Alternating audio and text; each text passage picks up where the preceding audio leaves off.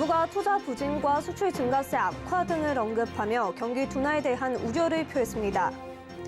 코스피가 오늘 장중 2,400선까지 붕괴됐습니다. 미국발 긴축에 따른 전 세계 경기 침체 우려로 국내 증시가 살얼음판을 걷고 있습니다. 단군 이래 최대 재건축 사업으로 평가받았던 둔촌주공조합에 파산의 그림자가 드리우고 있습니다. 다음 주 분양가 상한제 개편안이 나옵니다. 재건축 등 사업의 속도가 붙을 것이라는 전망이 나오는 반면 청약시장에 악재로 작용할 수 있다는 우려도 나오고 있습니다. 센 경제 라이브 출발합니다.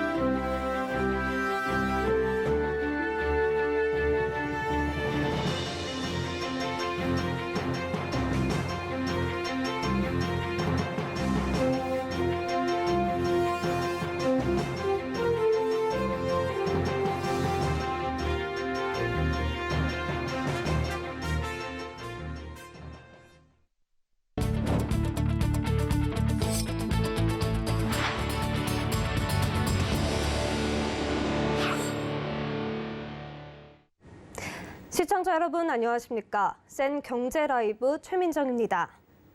정부가 글로벌 경기 하방 위험을 강조하며 지난달보다 더 어두워진 경제 진단을 내놨습니다. 기획재정부는 오늘 발간한 최근 경제 동향 그림북 6월호에서 대외 여건 악화 등으로 높은 물가 상승세가 지속되고 투자 부진과 수출 증가세 악화 등 경기 둔화가 우려된다고 밝혔습니다. 정부가 그린북에서 경기 둔화 우려라는 표현을 쓴 건 올해 들어 처음입니다. 수출과 투자 부진에서 한 발 더 나아가 우리 경제 전체가 둔화될 가능성이 있다는 경계감을 나타낸 것으로 해석됩니다. 설비 투자는 올해 4월부터 석 달 연속 감소세를 보이고 있으며 경기 지표인 동행지수 순환 변동치는 2달 연속 하락했습니다. 또 경기 전망을 볼 수 있는 선행지수 순환 변동치는 10개월 연속 떨어지며 경기가 하강 국면에 들어섰다는 분석이 나오고 있습니다.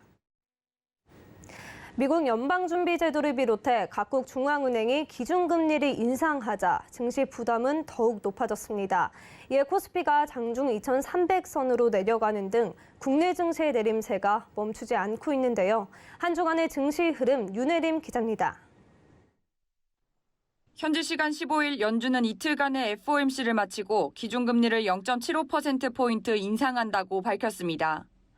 제롬 파월 연준 의장은 이날 물가 상승률이 너무 높아 계속되는 금리 인상이 적절할 것으로 예상한다며 금리 인상 이유를 말했습니다. 영국과 스위스, 아르헨티나, 브라질 등 세계 각국 중앙은행들도 잇따라 금리를 올리는 모양새입니다. 브라질은 지난 15일 금리를 0.5%포인트 올렸으며 영국은 0.25에서 0.5%포인트 인상이 예상됩니다.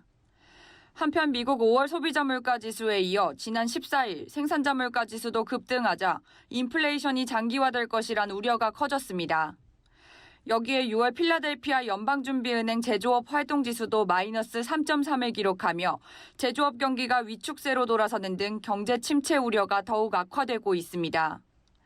이에 코스피는 한 주간 5.97% 내린 2,440.93포인트에 코스닥은 8.18% 내린 798.69포인트의 거래를 마쳤습니다.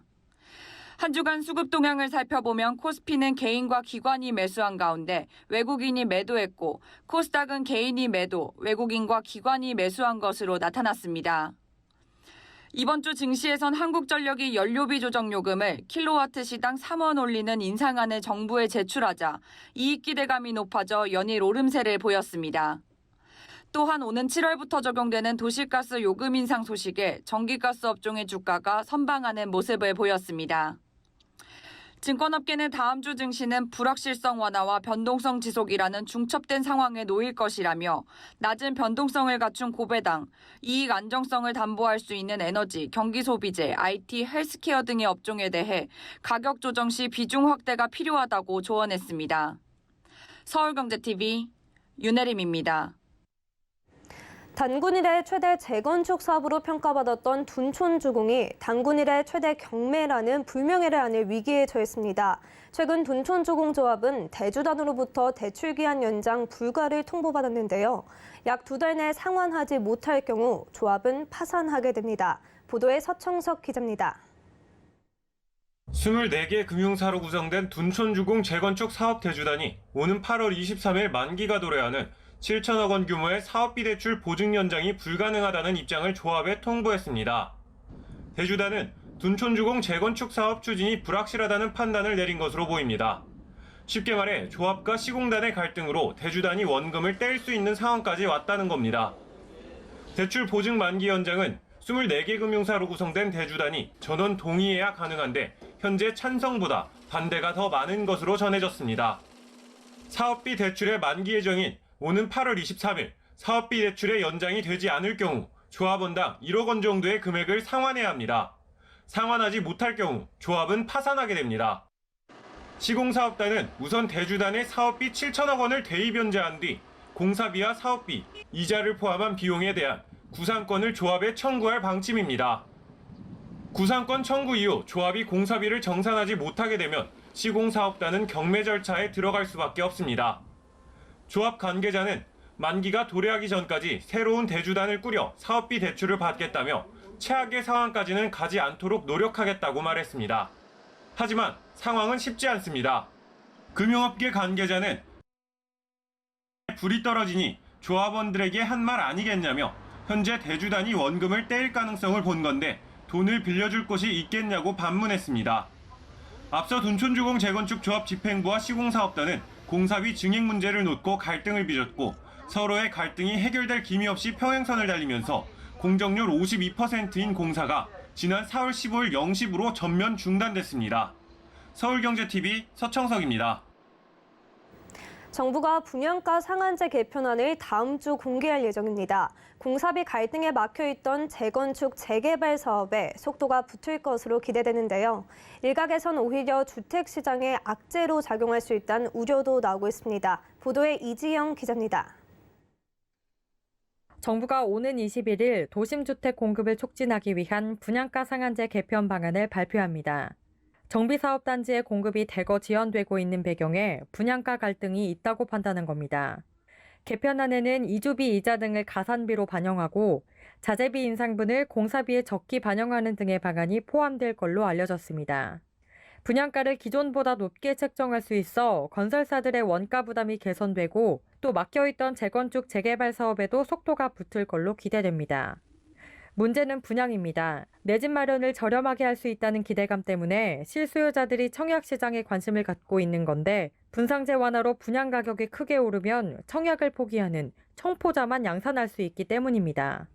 그러면은 임대 시장을 선택을 하거나 기존의 재고주택 시장에 주택을 매수할 가능성이 높아져요. 그러니까 분양가 상한제가 폐지나 과도하게 가격이 올라가는 것 자체가 분양 산업계에, 건설 산업계에 크게 도움이 되지 못할 거다. 그간 분상제 완화를 기대해왔던 건설업계도 정작 개편을 앞두고는 마냥 웃지는 못하고 있습니다. 자재값 상승분을 반영해 집을 지을 수 있어 좋긴 한데 청약시장에서 분양이 잘 이뤄지지 않으면 브랜드에 타격을 입을 수 있기 때문입니다. 분양을 할 때는 시공사 브랜드를 걸고 하는 거잖아요. 예를 들어서 고급 브랜드가 적용된 단지에도 불구하고 미분양이 발생하면 원인은 분양가가 높아서다 이런 말들이 나올 수 있는데 그런 시공사 책임을 벌릴 수 있다는 거죠. 하반기부터는 그간 일정을 미뤄왔던 새 아파트들이 분양에 나설 걸로 관측됩니다. 분상제 완화로 인한 분양가 상승 외에도 금리 인상 속도, 또 대출 규제 완화 등이 하반기 청약 시장에 복합적으로 작용할 걸로 보입니다. 다만 지난해 수준의 청약 열기를 유지하기는 어려울 거란 전망에 무게가 실립니다. 서울경제TV 이지영입니다. 윤석열 정부가 출범 한 달여 만에 첫 번째 부동산 대책을 발표했습니다. 주거 안정에 방점을 찍고 새 부담과 대출 규제를 완화하겠다 밝혔는데요. 시장에선 어떻게 받아들이고 있는지 설석용 기자가 알아봤습니다. 윤석열 정부가 첫 번째로 발표한 부동산 정책은 주거 안정에 방점이 찍혔습니다. 부동산 가격이 급격히 오르기 시작하기 전인 2020년 수준으로 세 부담을 완화하고 민간을 활성화해 주택 공급의 속도를 올리겠다는 방향성을 제시했습니다. 먼저 1세대 1주택자의 종합부동산세 공제액을 11억 원에서 14억 원으로 높이고 재산세와 종부세의 공정시장 가액 비율을 내려 부동산 세부담을 대폭 낮추기로 했습니다. 다주택자 역시 낮아진 공정시장 가액 비율을 동일하게 적용해 이른바 페널티를 주지 않기로 했습니다.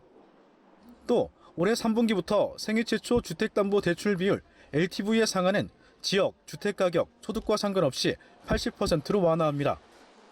일각에선 이번에 발표한 정부안은 집값 하향 안정화보다는 부동산 시장을 떠받치는 방향이라는 지적이 나옵니다.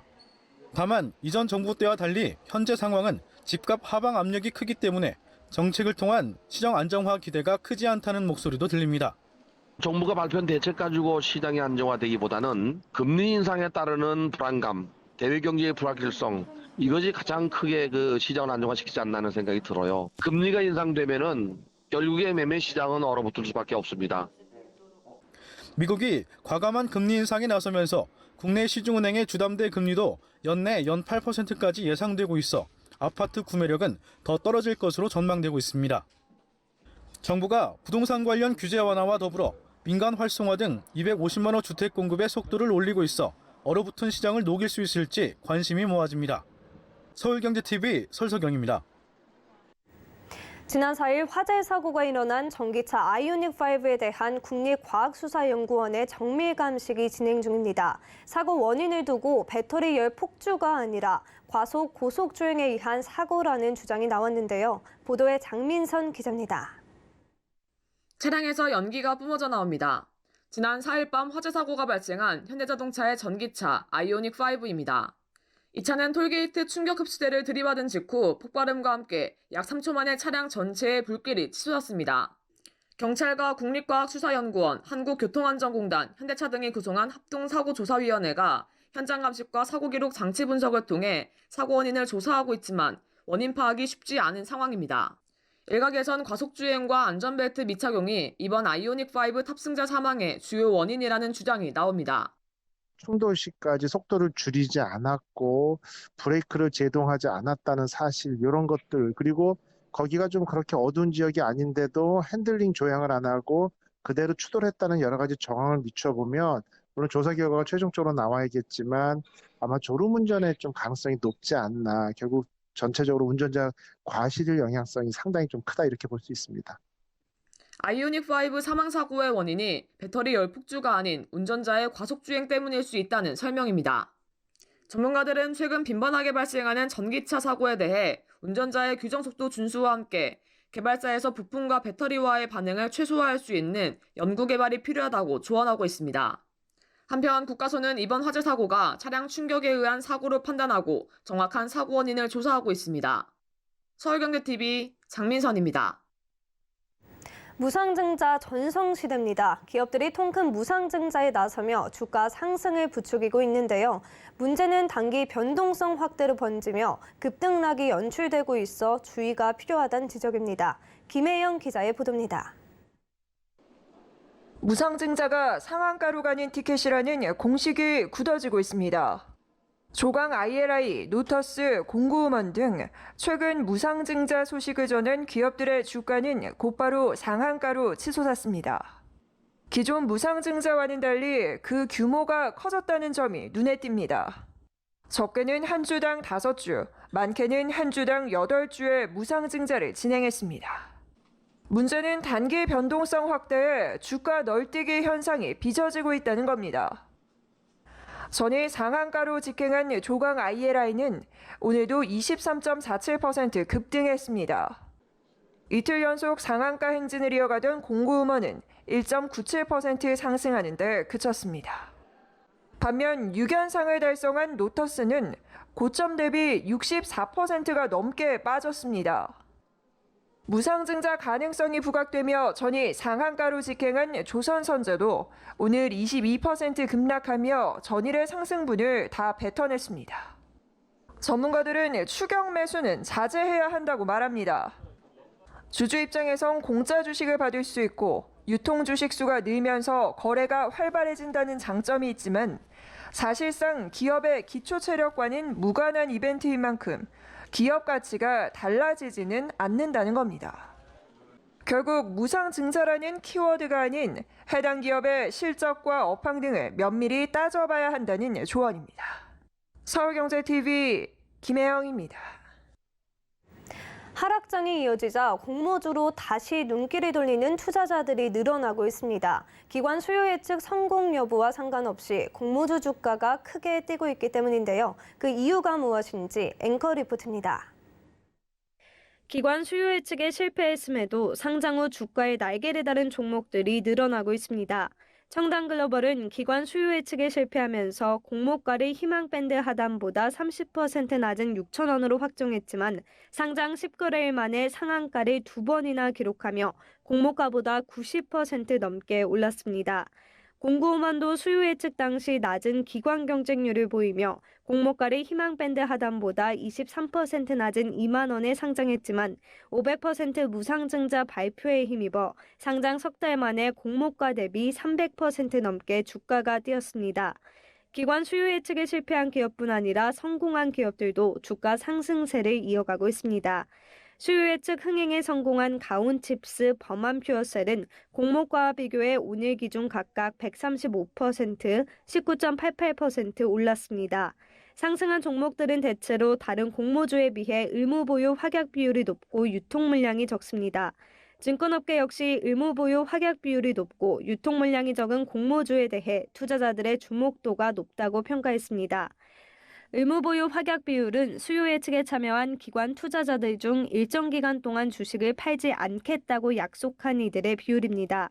의무보유 확약 비율이 높으면 상장 직후 유통 가능 물량은 적게 돼 주식 가치가 높아져 추후 상승 가능성이 더 크게 나타날 수 있기 때문입니다. 유통 가능 물량이 많으면 오히려 시종 물량이 많아지기 때문에 주가가 떨어질 가능성이 있고요. 적으면 기존에 이제 공모주 통해서 주식을 받은 분들의 가치가 상당히 높아지는 거죠. 주가 상승 가능성은 좀 있다고 봅니다. 서울경제TV 최민정입니다. 최태원 대한상인 회장이 오는 19일부터 나흘간 프랑스 파리를 찾아 부산 세계박람회 유치에 나섭니다. 이번 행보는 최태원 회장이 2030 부산 세계박람회 유치지원 민간위원장을 맡은 후 첫 공식 외교 활동입니다. 최 회장은 오는 21일부터 파리에서 열리는 국제박람회 기구 총회에 참석해 세계 박람회 유치를 위한 첫 대면 경쟁 피트를 지원할 예정입니다. 세계 박람회는 61조 원의 경제 효과가 기대되는 국제 행사로 현재 우리나라와 함께 사우디, 이탈리아 등이 박람회 유치를 위해 경쟁할 전망입니다. 대한상인은 최 회장의 3박 5일 프랑스 일정 동안 가능한 모든 대사들을 만나 엑스포 부산 유치를 당부할 계획이라 밝혔습니다. 핀테크 기업이 등장한 이후 금융시장에서 비대면 이체가 급격히 증가한 것으로 드러났습니다. 금융결제원이 오늘 내놓은 지급결제 시장 자료에 따르면 지난해 자금이체 시장에서 모바일 뱅킹 등 비대면 채널을 이용한 건수는 1,901만 건으로 이체 서비스 중 비대면 채널이 차지하는 비중은 94.6%를 기록했습니다. 2016년 이후 이용 규모가 연간 16%씩 증가했습니다. 반면 은행 지점이나 자동화기기 등 대면 채널을 이용한 건수는 지난해 121만 건으로 2016년 이후 연평균 9% 감소했습니다. 금융결제원은 2016년 핀테크 기업이 등장하고 모바일 뱅킹 등 디지털 매체의 활성화, 혁신적인 금융 서비스의 출현 등으로 인해 비대면 전환이 94% 이상 진행됐다고 설명했습니다.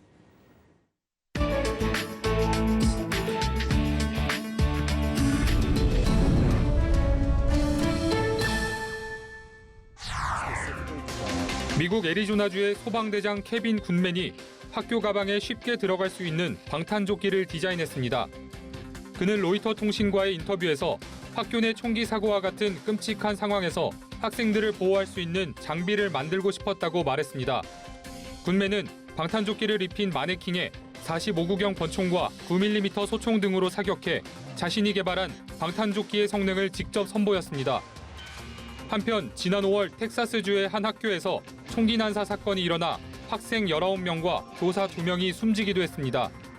미국의 비영리 연구단체인 총기폭력 아카이브는 올해 들어 미국에서 최소 239건의 총기 난사 사건이 발생했다고 밝혔습니다. 미국에서 한 캠핑족의 실수로 축구장 11개가 넘는 면적의 산림이 소실되는 사고가 발생했습니다. 현지 시간으로 지난 12일 플래그스태프에서 불과 6마일 떨어진 곳에서 산불이 발생했는데 이 화재는 2만 에이커, 약 81만 제곱킬로미터를 태웠습니다. 산불이 확산함에 따라 2,100여 채의 가구에 강제 대피 명령이 내려졌고 애리조나주의 소방관들은 바람을 타고 번지는 불길을 잡기 위해 3일 동안 고군분투했습니다. 소방당국은 이 지역에서 캠핑을 하던 중 화장지를 태우려다 불을 낸 것으로 의심받는 57세 남성을 체포했다고 밝혔습니다. 기후변화가 바닷속 산호를 죽음으로 몰고 있는 가운데 호주의 해양생물학자 로지 스타인버그가 연질 산호의 건강 상태를 파악할 수 있는 방법을 알아냈습니다. 이번 연구에는 뉴 사우스 웨일스 대학교 시드니 해양과학연구소 등의 연구팀이 동참했습니다. 이들이 알아낸 연구법은 연질 산호를 얼린 후 갈아서 원심 분리기를 통과시키는 것입니다. 이 방법을 통해 산호 건강의 지표인 단백질, 조류세포, 엽록소의 양을 확인할 수 있습니다. 연질 산호는 다른 해양 생물들에게 수천 킬로그램의 음식과 피난처를 제공하는데 최근 기후변화로 멸종 위기에 처했습니다.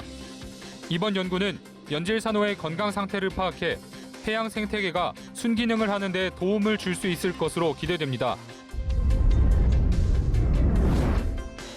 스페인에 40여 년 만에 찾아온 폭염으로 건물에 둥지를 틀고 살던 새끼 새들이 더위를 피하려다 둥지 밖으로 떨어지는 일이 발생했습니다. 조류 전문가들은 탈수 증세를 보이는 새끼 새 수십 마리가 둥지가 아닌 길에서 발견됐다고 전했습니다. 현재 스페인은 낮 기온이 40도를 넘어서는 등 이례적으로 심한 폭염이 기승을 부리고 있는데 현지 시간으로 지난 15일 기온은 평년보다 약 8도가량 높았습니다. 조류 전문가 데이비드 하우웰은 로이터 통신과의 인터뷰에서 새들은 더위와 갈증으로 고통받고 있으며 심지어 더 시원한 곳을 찾기 위해 둥지를 떠나고 있다고 말했습니다.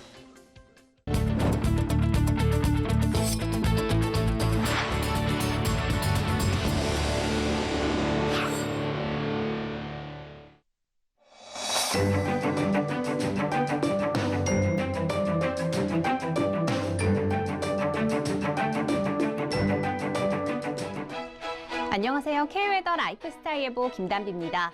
이번 주말 동안 중서부 지역은 소나기나 비가 내리겠습니다. 토요일인 내일은 수도권과 강원 영서, 충청 북부에 5에서 30mm의 소나기가 내리겠고요. 일요일에는 중서부 지역을 중심으로 비 소식이 있습니다. 또 그 밖의 지역은 주말 내내 구름만 많겠습니다. 한편 서울의 낮 기온 30도 등 대부분 지역의 낮 기온이 30도 안팎까지 오르며 매우 덥겠는데요. 주말 나들이 계획 세우실 때 참고하시기 바랍니다. 한편 내일 소나기가 내리는 중서부 지역은 돌풍과 함께 천둥, 번개가 치는 곳이 있어 유의하셔야겠고요. 미세먼지와 오존 농도는 보통 수준을 보이겠지만 전국의 자외선 지수는 나쁨 단계까지 오르겠습니다. 외출 시에는 자외선 차단제를 꼼꼼히 바르시는 게 좋겠습니다. 다음은 자세한 지역별 날씨입니다. 중부지방 곳곳으로 흐린 가운데 낮 동안 소나기가 내리겠고요. 낮 기온 서울과 춘천 30도, 대전 31도로 후텁지근하겠습니다. 동해안은 대체로 구름 많겠고요. 낮 기온 속초와 울진 27도, 강릉은 29도가 예상됩니다. 남부지방 역시 구름 많은 가운데 낮 기온 광주 31도, 대구 30도, 제주 28도로 매우 덥겠습니다. 전해상의 물결은 2m 이하로 비교적 잔잔하게 일겠습니다. 다음 주 초반에는 남부지방과 제주도를 중심으로 비가 내릴 전망입니다. 날씨였습니다. 센 경제 라이브 저희가 준비한 소식은 여기까지입니다. 시청해주신 여러분 고맙습니다.